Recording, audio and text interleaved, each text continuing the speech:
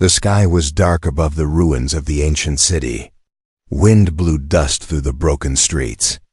Buildings that once stood tall now lay in pieces.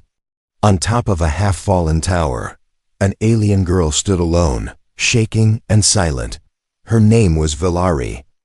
Silver skin glowed faintly under the gray clouds. Her long hair moved with the wind. Her eyes, once full of dreams, were now empty.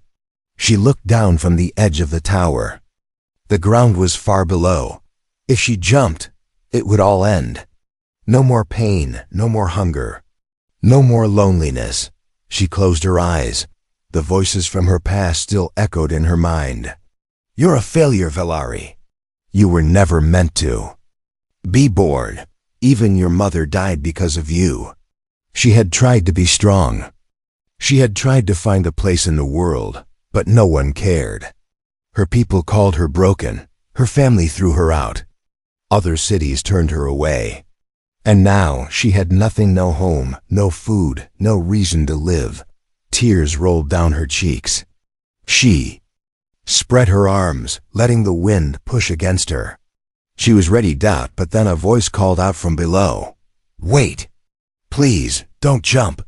Valari's eyes snapped open. She turned her head slowly. Down below, on the broken stairs of the tower, stood a figure. A man, a human. His armor was scratched. His face looked tired. He was holding one hand up toward her. "Don't do this," he said again. His voice was rough but gentle. "Val," I frowned. She didn't speak. She didn't move. She just stared at him. The human took a slow step forward. I saw you from far away," he said. "I was looking for shelter. Then I saw you standing there." She said nothing. Why should she answer him? "Look," he said, lowering his hand. "I don't know who you are, but I know what that look means. I've seen it before, in the mirror." Valari's lips trembled. "You don't know me," she said coldly. "You don't know my pain." "You're right," the human replied. "I don't, but I know what it feels like to be alone. I know what it feels like when everyone turns their back on you." He took another step. "My name's Jake. I'm not here to hurt you." Valari turned back toward the edge. "Go away, Jake. You don't belong here." Jake paused. The wind blew harder now. He could see her standing at the very edge. One wrong step and she would fall. He swallowed hard. "Maybe I don't belong here," he said. "But maybe neither do you. Not in this pain. Not in this sadness." Valari's voice broke. "I'm tired. I don't want to fight anymore. There's no one left for me." Jake's heart ached. He remembered nights just like this one, when he had nothing, when he almost gave up. He stepped even closer. "Then let me be the first." She looked back, confused. "The first what?" Jake took off his helmet slowly. His face showed truth. His eyes showed pain, but also hope. "Let me be the first one who doesn't walk away from you," he said. Valari stared at him. Her hands clenched. Her breathing was fast. No one had ever said that to her, not once. Not in her whole life. "I don't need saving," she whispered. "I'm not trying to save you," Jake said. "I just don't want to lose someone who hasn't even had a real chance to live." Her legs shook. She looked down again. The ground waited far below. But something had changed. The silence inside her heart was broken. "Why do you care?" she asked, angry and sad at the same time. Jake nodded slowly. "Because I've been there. Because someone once stopped for me. When I was ready to end it. And now, maybe, it's my turn to do the same." Tears came again. Valari closed her eyes.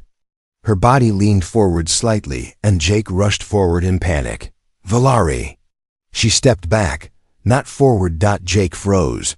She had pulled away from the edge. Just a little.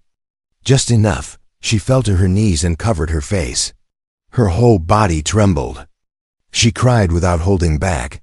Jake ran to her and slowly knelt beside her, careful not to touch without permission. He sat there, beside the broken alien girl, in silence. He didn't speak. He didn't rush her. He simply stayed, for the first time in a long time. She wasn't alone. The rain began softly, not with thunder, but like a whisper from the sky. Valari sat on the cold floor of the ruined tower, her arms wrapped tightly around her knees. Her silver hair stuck to her face as the water fell gently. But she didn't care. For the first time, someone had stopped. Someone had spoken. She didn't even know his name, until now. The human walked toward her slowly and sat on the other side of the room. He didn't speak again right away. He just took off his wet gloves, set down a small metal bag, and pulled out something wrapped in cloth. "I'm Jake," he said, not looking at her. "And this is a warm ration. Not much, but better than nothing." Valari didn't move. Jake didn't push. He placed the small meal, some kind of stew, between them, letting the steam rise in the cold air. The smell was strange to her, but not bad. Her stomach growled softly. She tried to hide it. Jake smiled without looking at her. "Yeah, I know that sound." She looked at him sharply, then away again. "Why are you still here?" she asked bitterly. "You said what you wanted to say." "You can leave now." Jake leaned back against the wall. "I could. But I don't want to." "You don't even know me," she said, her voice sharp. He nodded. "That's true. But I don't need to know your whole story to know pain when I see it. You were going to jump. That tells me more than enough." Valari's jaw clenched. Her eyes burned. She didn't want his pity. She didn't want anyone's. But she also didn't tell him to go again. Jake continued, voice softer now. "Years ago, I was stationed on a warship above a dead planet. Lost everything. My crew, my commander, even my reason to fight. I sat in the dark, just like you did, ready to end it all." Valari glanced at him from the corner of her eye. "What stopped you?" she asked. Jake's eyes seemed to stare into some far-off place. A voice, just like mine today. Someone cared. That's all it took. One voice, one hand. Silence passed between them. Valari looked down at the steaming food. Her fingers switched. Slowly, cautiously, she reached out and took it. Jake didn't smile. He didn't cheer. He just nodded once and said quietly, "Good." The food was simple. Warm. It didn't taste great, but it filled her empty stomach. And more importantly, it reminded her she was still alive. "What is this place?" Jake asked, finally breaking the quiet. Valari looked around. "An old city. My people once lived here. Before they turned against me." "Why?" She hesitated. "They said I was weak. I wasn't born perfect. My voice was too soft. My eyes wrong color. They called me cursed." Jake frowned. "They were wrong." She laughed bitterly. "Everyone says that, after the damage is already done." Jake leaned forward, looking her in the eye. "Not everyone. Not me." Valari stared at him for a long time. She didn't understand this human. He wasn't like the others. He didn't ask her to do anything. He didn't look at her like a broken thing. He just stayed. Outside, the rain grew heavier, pounding on the tower's broken roof. Jake stood up and pulled a tarp from his bag. He made a small, dry corner, set up a heater, and quietly said, "You can sleep there if you want. I'll take the other side." Valari didn't answer, but her body moved toward the warm corner. She lay down, her back to him, but her mind spinning. Why did this human show up right before the end? Why did his voice stop her when all others failed? She didn't know the answer, but for the first time in years, she wanted to live long enough to find out. Valari woke up to silence. No voices, no screams, no cold wind on her face. Only soft heat brushing against her skin and the faint scent of something cooking. Her eyes opened slowly. For a moment, she forgot where she was, the broken tower. The Kauni Faimu. Rain, the edge she almost stepped off. Then, she remembered the human. Jake. She sat up quickly. Her hands went to her side, just in case she needed to run. But there was no danger. Only Jake, crouching near a small fire made from pieces of broken furniture. "Good morning," he said, not turning around. "Didn't think you'd sleep that long," Valari blinked. How long was I asleep?" Jake stirred something. "In a little pot. Almost 10 hours. You needed it." She didn't answer. She didn't know what to say. In her old life, sleeping too long meant getting punished. Rest was weakness. Here, it was a gift. Jake turned to her and gently placed a small metal bowl beside her. The smell made her stomach tighten, something warm, something real. "I found some root veg and ration cubes," he said. "Tastes like old boots, but it'll keep us alive." Valari stared at the bowl, then at Jake. "Why do you keep feeding me?" Jake sat down across from her, his tone calm. "Because you're alive. And that matters." She didn't believe him, not fully. But she picked up the bowl anyway. They ate in silence. The tower creaked in the wind, but it was still holding strong. Rain had stopped.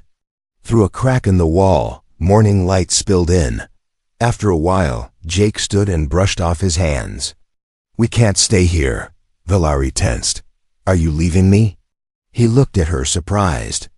"No, I meant we can't. Stay here, together." She blinked. "There's a wrecked ship nearby. I've been working on it. Still some power left. Might even have working shields." "It's safer than this." Valari hesitated. "You want me to come with you?" Jake gave a small nod. "Only if you want to." She didn't answer right away. Trust wasn't easy.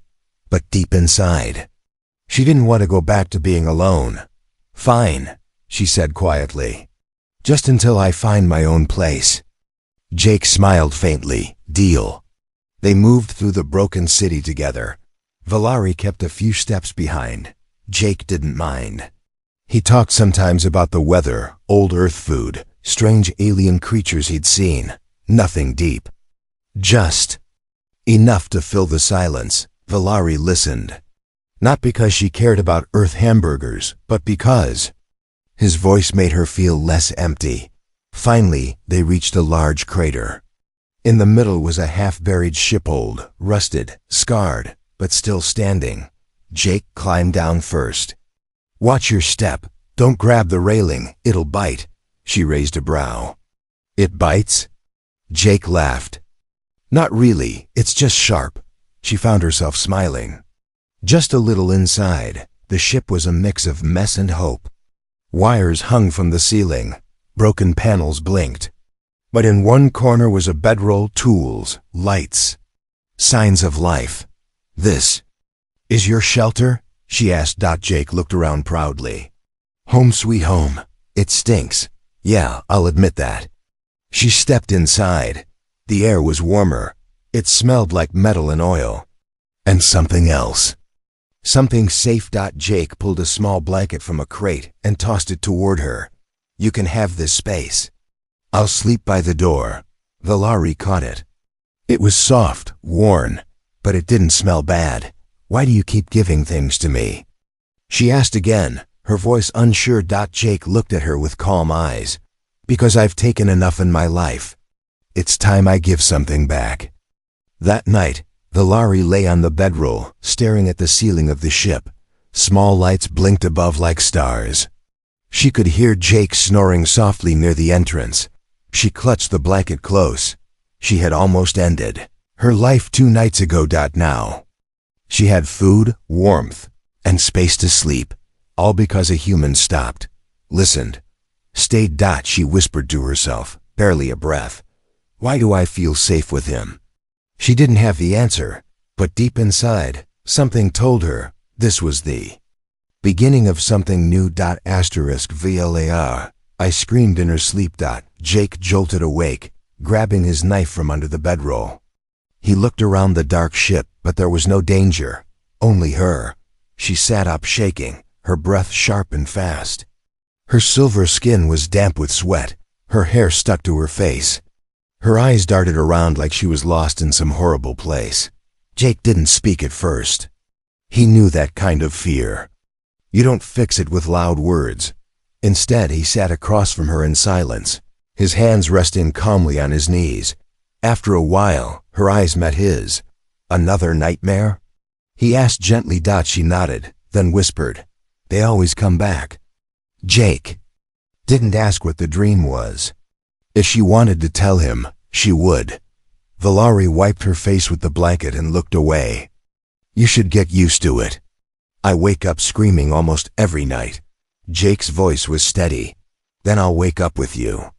She blinked. That wasn't the answer she expected. "You're strange for a human," she muttered. He chuckled. "You're strange for an alien," she smiled. "A little." Just for a second. The next day, the storm outside passed.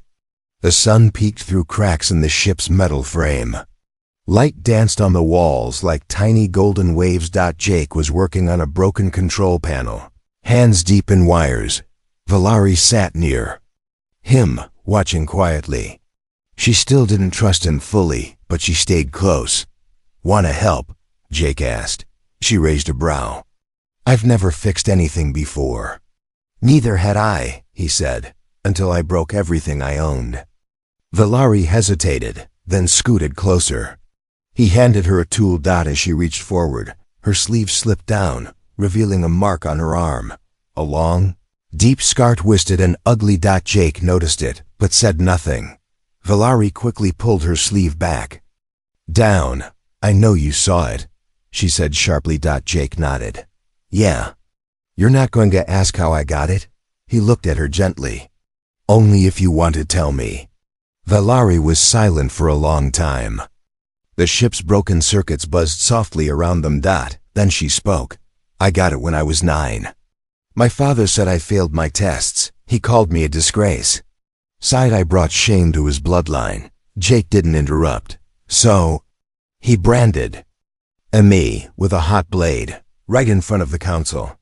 Her voice didn't shake, but her hands did. "He wanted everyone to know I was broken, unworthy.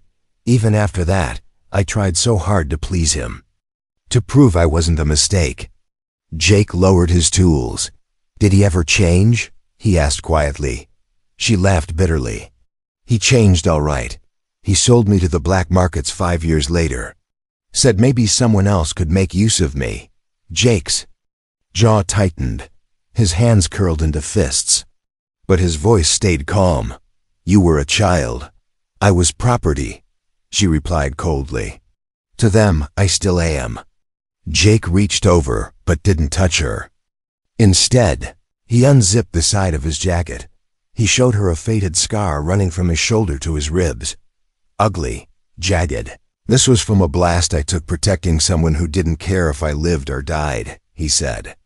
"Left me with pain I thought would never go away." Valari stared at the scar, then at him. "But you still saved them?" Jake nodded.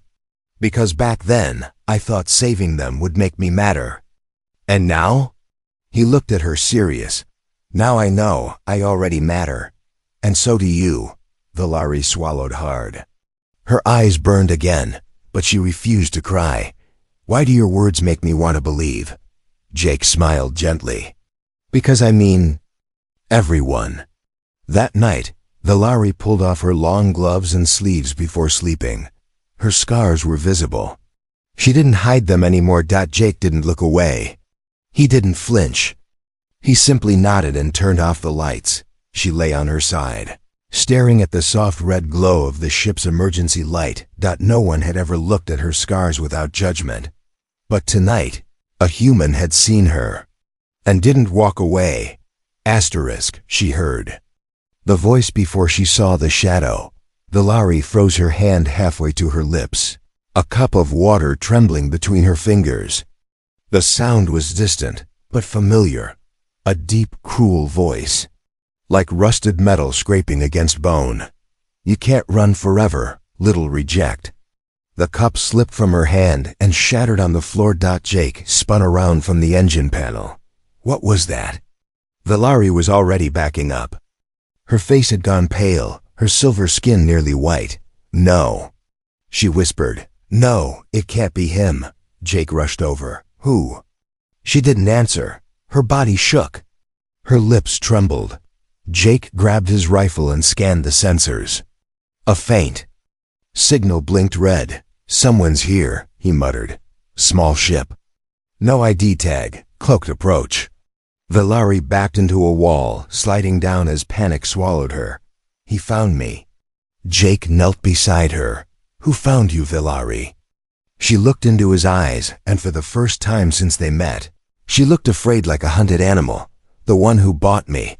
The one I escaped from. He was rich, powerful, cruel. He didn't want a servant. He wanted a trophy, a prisoner.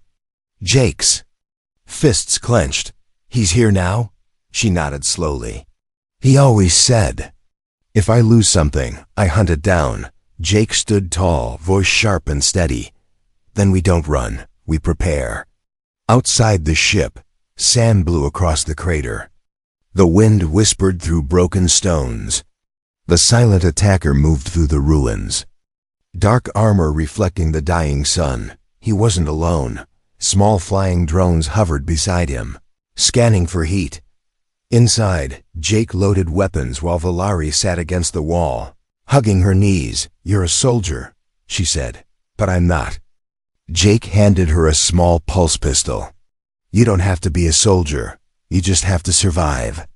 She stared at the weapon. Last time I held something like this, I nearly shot myself with it. Jake placed his hand on hers. Then this time, let it protect you. She nodded slowly, gripping it tighter. Night came fast, and with it, the hunter. The first shot blasted the side of the ship open. Jake shoved Villari behind a crate and fired back, hitting a drone that exploded in sparks. Keep your head down, he yelled. Footsteps echoed in the way. Hallway heavy, slow, confident. Then the voice came again. Villari, I gave you a home, and this is how you repay me? Villari bit her lip so hard it bled. Jake raised his gun toward the corridor. She's not yours, a laugh answered him. Ah, the human. The pity rescuer. Do you think you can protect her from me? Jake whispered under his breath. Watch me. The hallway filled with smoke and light. Blasts fired. Metal sparked. Jake moved like he'd done this 100 times, but this time, it mattered more. He wasn't just fighting for survival. He was fighting for her. Villari crouched behind the crate, but her hands were ready, her heart beating like thunder. She watched Jake take a hit to the shoulder and still stand. He didn't fall. He didn't give up. He fought. For her. Something inside her changed. She stood up. With shaking legs, she stepped into the hallway, raised her pistol, and aimed at the man who had once chained her. He saw her and smiled. Back where you belong, he said. She pulled the trigger. Blast hit him in the chest plate. It wasn't fatal, but it was strong enough to knock him back. Jake used the chance to land a heavy hit and sent the hunter crashing into a wall. Alarms blared. The ship was breaking apart. Jake grabbed Villari's hand. Come on. They ran through the emergency hatch, diving out as the ship behind them collapsed in fire and smoke. They landed hard in the sand, coughing, bruised. Alive. Var, I gasped for breath. Her hands were shaking, but her eyes were on fire with strength. Jake looked at her, smiling weakly. You saved my life in there. She nodded. You saved mine first. Villari had never seen a sunrise before, not like this one. She stood on a small hill of soft red sand, the wind gentle against her face. The sky was changing dark purple, giving way to orange and gold. It looked like the world itself was waking up. And for the first time, she felt like she was waking up with it. Jake sat beside her, his injured shoulder wrapped in cloth. He didn't speak. He just watched the sky with her. After a long silence, Villari whispered, I never thought I'd see light like this again. Jake smiled softly. That's the thing about morning. It always comes, even after the darkest night. She didn't answer, but her eyes stayed locked on the sun. like she was trying to remember the feeling forever. They had escaped the hunter, but their shelter was gone. Jake's ship was destroyed, and the signal beacon was damaged. They had a few supplies and the clothes on their backs, but they were alive. Together, they set up a small camp between two large rocks. Jake worked on repairing the beacon using broken parts. Valari helped, her fingers slowly learning the tools. He handed her. "You're getting good at this," Jake said. "I didn't know I could be," she replied. He paused and looked at her. "You can be anything, Valari." She looked down at her hands. "Even free?" Jake nodded. "Especially free." That night, under the stars, Valari sat beside the flickering campfire. She held the small signal device in her hands. "If we finish this," she said slowly, "and someone answers." "What then?" Jake shrugged. "Then we ask for help." Valari stared into the fire. "What if they see me and still call me broken?" Jake's voice was quiet but firm. "Then we keep walking, together." She looked at him, her eyes wet with silent tears. "You say it so easily, because I've lived it," Jake said. "I was told I was useless, that I'd never be anything but a number in a war, but then someone gave me a second chance. So now, I give second chances too." Valari's voice cracked. "No one's ever done that for me." Jake placed a hand gently on hers. "Now someone has." The next morning, they finished the beacon. Valari pressed the final button. A soft light blinked. The signal pulsed upward, silent, but strong, reaching out into the stars. She watched it with wide eyes, then looked at Jake. "Do you think anyone will hear it?" Jake smiled. "I think someone already did." Later, while Jake rested, Valari stood alone by the fire. She touched the scar on her arm, the one her father gave her. Then slowly, she took a small knife, heated it in the fire, and gently pressed it to the edge of the old scar, creating a mark of her own, not to hide it, but to take it back.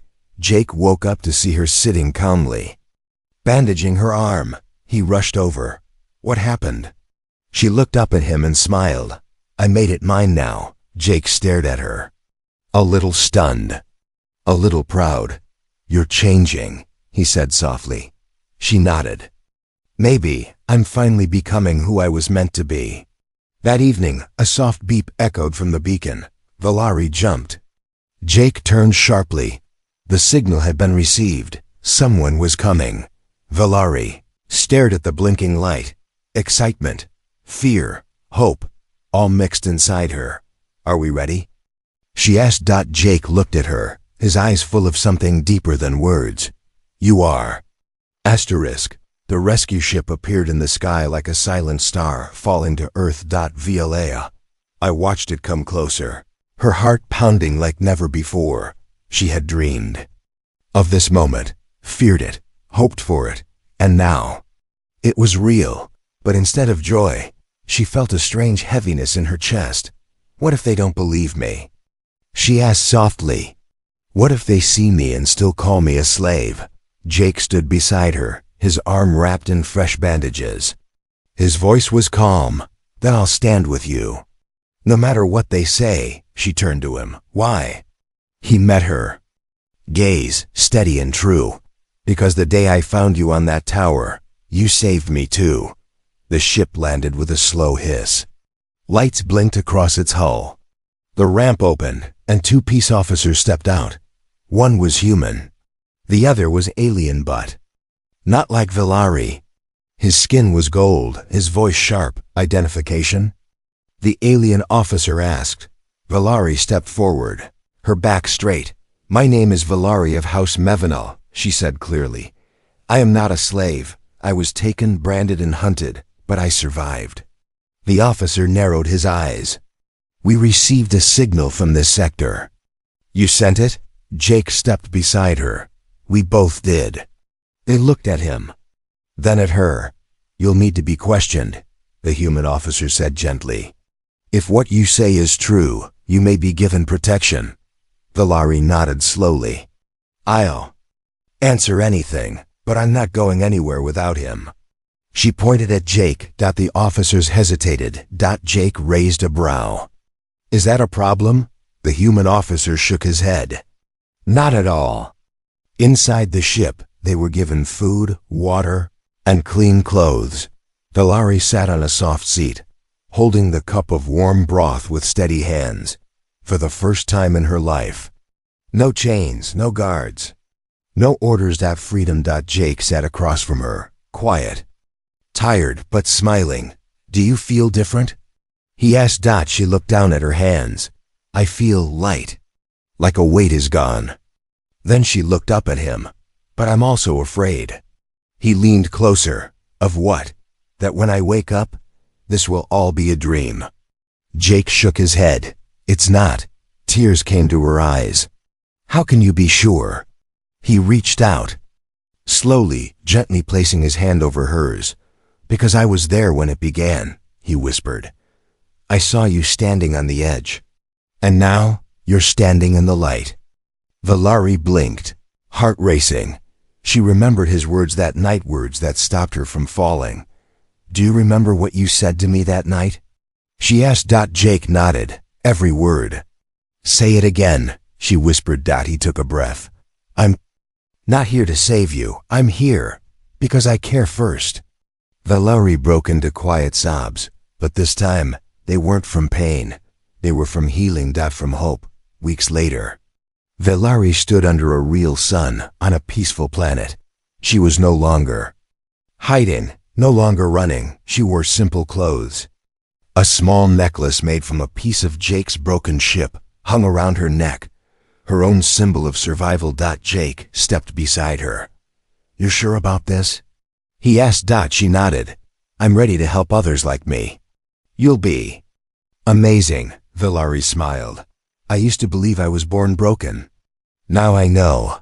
I was only waiting for the right person to see me. Jake looked at her proudly. And now the galaxy will see you too.